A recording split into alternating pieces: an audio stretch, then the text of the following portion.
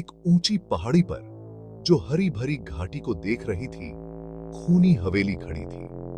यह हवेली कभी शान और शौकत का प्रतीक थी, लेकिन अब यह केवल डर और रहस्य का घर बन चुकी थी। एक भव्य हवेली अब टूटती हुई, जिसकी परछाई डूबते सूरज के सामने एक डरावने निशान की तरह दिखती थी। हवेली की खिड़कियां टूटी हुई थीं और दरवाजे चरमराते थे, जैसे वे किसी भूतिया कहानी का हिस्सा हों। स्थानीय लोग हवेली के बारे में धीमी आवाज में बात करते थे, जैसे कि वे किसी भयानक रहस्य को उजागर करने से डरते हों। उनकी आवाजें हवा के सामने फुसफुसाहट से ज्यादा नहीं होती थीं। हवेली के बारे में कहानियां पीढ़ी दर पीढ़ी चली आ रही थीं, क्योंकि खूनी हवेली में राज जिससे छुपे थे, डार्क और भयानक, जो किसी को भी अंदर जाने से रोकते थे। इसकी टूटती दीवारों के भीतर गहरे दबे हुए हर कोने में एक नई कहानी छुपी हुई थी, जो सुनने वाले को सिहरन से भर देती थी। यह एक ऐसी जगह थी जहां चांदनी में परछाइयां नाचती थीं और हर परछाई एक नई डरावनी कहानी कहती थी, और फर्श के हर कदम पर, हवा के हर झोंके त्रासदी और आतंक की कहानियों को फुसफुसाते लगते थे। हवेली की दीवारें भी जैसे उन कहानियों को सुनाने के लिए बेताब थीं। कुछ लोग ही हवेली के पास जाने की हिम्मत करते थे, और वे भी केवल दिन के उजाले में, और कोई भी अंधेरा होने के बाद रुकने की हिम्मत नहीं करता था। रात के समय हवेली और भी डरावनी हो जाती थी। कहानियां हवा में रहती थीं, घनी और भारी, जैसे वे हवेली के हर कोने में बसी हो। जैसे पके हुए आमों की गंध। यह गंध भी एक रहस्य थी, जो हवेली के डरावने माहौल को और भी गहरा बना देती थी। खूनी हवेली का इतिहास रहस्य में डूबा हुआ था, एक ऐसा इतिहास जो समय के साथ और भी धुंधला हो गया। पीढ़ियों से धीमी फुसफुसाहट और द्रुत शीतन कहानियों के माध्यम से पारित किया गया था। ये कहानियां हवेली की दीवारों में गूंजती रहीं, जैसे कि वे खुद हवेली का हिस्सा बन गई हों। कुछ लोगों ने एक ईर्ष्यालु प्रेमी के बारे में फुसफुसाया, जो हवेली की दीवारों के भीतर पागलपन और हत्या के लिए प्रेरित था। उसकी कहानी हवेली के हर कोने में गूंजती रही। दूसरों ने एक अमीर परिवार की बात की। उनका भाग्य चोरी हो गया और एक ही रात में अकथनीय हिंसा में जान ले ली गई। उनकी चीखें हवेली की दीवारों में समा गईं। सच्चाई हवेली की तरह ही समय के साथ खो गई। कोई नहीं जानता कि वास्तव में क्या हुआ था, लेकिन कहानियां हमेशा जीवित रहीं। लेकिन कहानियां बनी रहीं। हर एक कहानी उस डर के ताने बाने में एक धागा थी, जो हवेली को घेरे हुए थी। ये कहानियां हवेली की आत्मा बन गई। कहानियां डराने के लिए नहीं, बल्कि चेतावनी देने के लिए कही जाती थीं।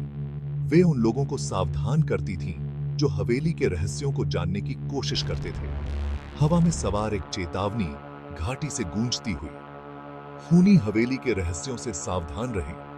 हवेली के रहस्यों को जानने की कोशिश करने वालों के लिए यह एक चेतावनी थी। खूनी हवेली के अंदर कदम रखना समय में पीछे हटना था। कभी पॉलिश की गई फर्श पर धूल की मोटी परत जमी हुई थी, और ऊंची छत से मकड़ी के जाले भयानक सजावट की तरह लटके हुए थे। हवा सड़न की गंध से भरी हुई थी, और सन्नाटा केवल अनदेखे जीवों की सरसराहट से टूटता था। प्रत्येक कमरा यादों के भूतों, एक जीवन जीने और खोने के अवशेषों को समेटे हुए था। एक बच्चे का खिलौना एक कोने में पड़ा था, खोई हुई मासूमियत का एक मूक प्रमाण। ड्राइंग रूम में एक भव्य पियानो रखा था। उसकी चाबियां धूल से ढकी हुई थीं। संगीत बहुत पहले ही फीका पड़ गया था। खूनी हवेली के बारे में फुसफुसाए गए सभी किस्सों में से सफेद साड़ी वाली औरत की कहानी सबसे स्थायी थी। कहा जाता है कि वह एक युवती की आत्मा थी, जिसका हवेली की दीवारों के भीतर असामयिक अंत हो गया था। उसका दिल टूटा हुआ उसके सपने चकनाचूर। वह हॉल में घूमती रही, उस शांति की तलाश में जिसे वह कभी नहीं पा सकी। कुछ लोगों ने उसे देखने का दावा किया। सफेद रेशम की एक क्षणभंगुर झलक एक कोने के आसपास से गायब हो गई। दूसरों ने रात में खाली हॉल में उसकी शोकाकुल चीखें गूंजती सुनी थीं। उनका दुहक, उन्होंने कहा, हवेली के अस्तित्व में ही बुना गया था। भाग 5। एक बच्चा खोया, एक आत्मा खोज रही है। एक और कहानी एक युवा लड़के की थी जो हवेली की दीवारों के भीतर गायब हो गया था। उसकी हंसी, जो कभी हॉल में गूंजती थी, हमेशा के लिए शांत हो गई। कुछ लोगों का मानना था कि वह आसपास के जंगल में भटक गया था, लेकिन अन्य लोगों ने एक गहरे भाग्य की फुसफुसाहट की। उन्होंने कहा कि उसकी आत्मा हवेली के भीतर फंस गई, बाहर निकलने का रास्ता खोज रही थी। उन्होंने कहा कि उसकी फीकी हंसी रात के सन्नाटे में सुनी जा सकती है, जो उसके दुखद भाग्य की याद दिलाती है। भाग 6। वह रात जब बत्तियां बुझ गईं। एक विशेष रूप से द्रुतशीतन कहानी दोस्तों के एक समूह के बारे में थी, जिन्होंने खूनी हवेली में एक रात बिताने की हिम्मत की। उन्होंने कहानियों को केवल अंधविश्वास के रूप में खारिज कर दिया। उनकी हंसी खाली हॉल में गूंज रही थी, लेकिन जैसे जैसे रात होती गई, उनका साहस फीका पड़ने लगा। तापमान गिर गया, हवेली में एक ठंडी हवा चलने लगी और परछाइयां अपने जीवन के साथ नृत्य करने लगी। फिर बत्तियां बुझ गईं, हवेली को अंधेरे में डुबो दिया।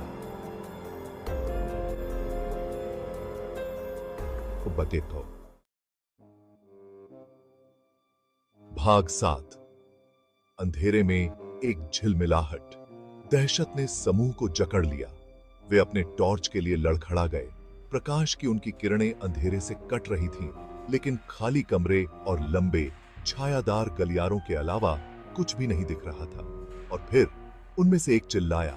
वहां दालान के अंत में एक अकेली मोमबत्ती टिमटिमा रही थी, जिसे दीवार पर लंबी नाचती हुई परछाई पड़ रही थीं।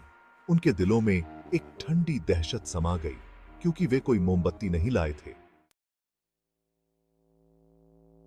भाग 8। जवाब की तलाश। वे हवेली से भाग गए। उनका डर उन्हें अंधेरे में ले गया।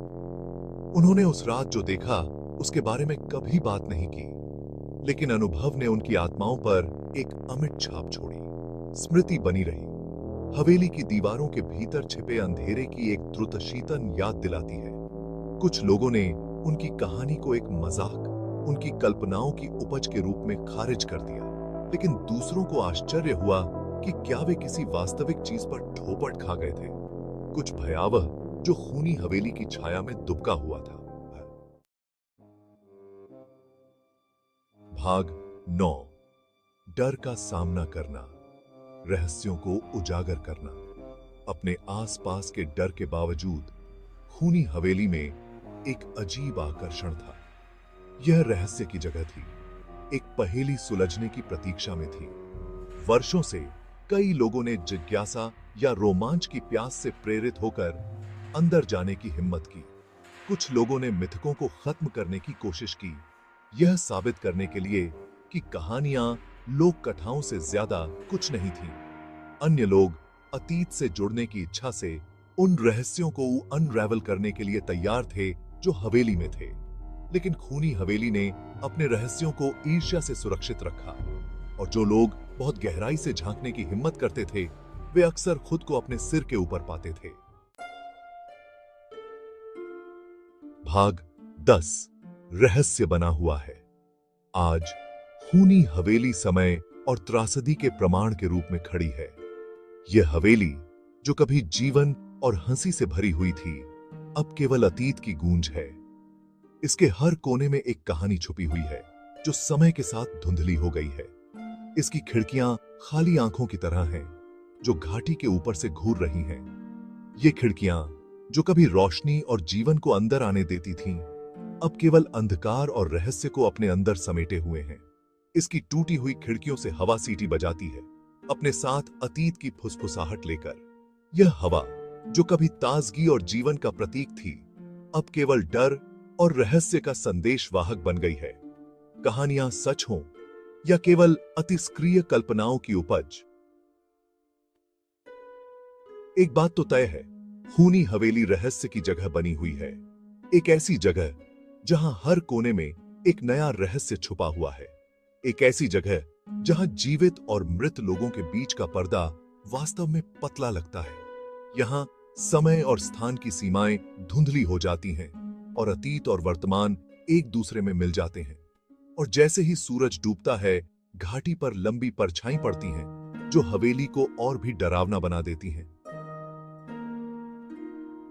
ये परछाई, जो कभी केवल शाम की शांति का प्रतीक थीं, अब केवल डर और रहस्य का संकेत देती हैं। कोई लगभग हंसी की गूंज, रेशम की सरसराहट, शोकाकुल रो क्राइज सुन सकता है, जो पहाड़ी पर हवेली से निकलती हुई प्रतीत होती है। ये आवाजें, जो कभी जीवन और खुशी का प्रतीक थीं, अब केवल डर और रहस्य का संकेत देती हैं। खूनी हवेली एक ऐसी जगह है जहां राज रहते हैं और हर कोने में एक नया रहस्य छुपा हुआ है और अतीत मरने से इनकार करता है।